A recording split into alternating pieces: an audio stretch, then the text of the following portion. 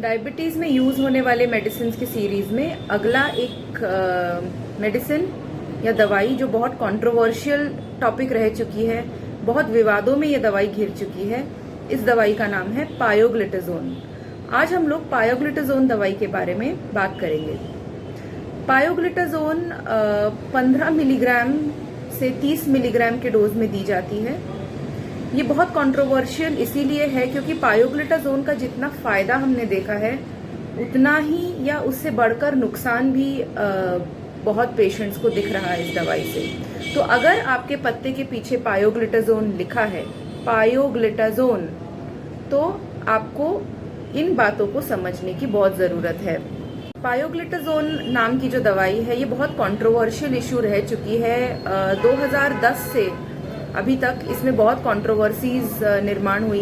बहुत से डॉक्टर्स का कहना था कि ये दवाई हमारे देश में बैन होनी चाहिए क्योंकि ये दवाई बहुत से अन्य देशों में बैन हो चुकी है, लेकिन हमारे देश में ये दवाई अभी भी बहुत कॉमनली यूज करते हैं।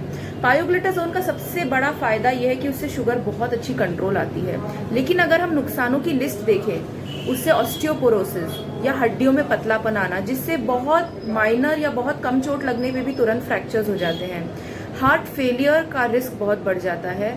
बहुत से पेशेंट्स में पायोग्लिटाजोन के यूज से देखा गया है कि इन मरीजों में ब्लैडर कैंसर का खतरा रहता है। जो यूरिनरी ब्लैडर रहती है उसमें पेशेंट्स को कैंसर की संभावना बढ़ जाती है। तो क्या हमको इतना रिस्क लेते हुए क्या किसी दवाई को देना जरूरी है?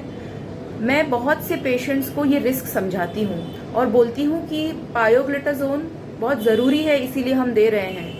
अगर सारी एंटी डायबिटिक्स मेडिसिन हम खत्म कर दे, देख लिया कंट्रोल नहीं हो रहा है, फिर मैं अंत में पायोग्लिटाजोन की एक ऑप्शन रखती हूँ, क्योंकि इससे देखे जाने वाले साइड इफ़ेक्ट्स जो कि कैंसर है।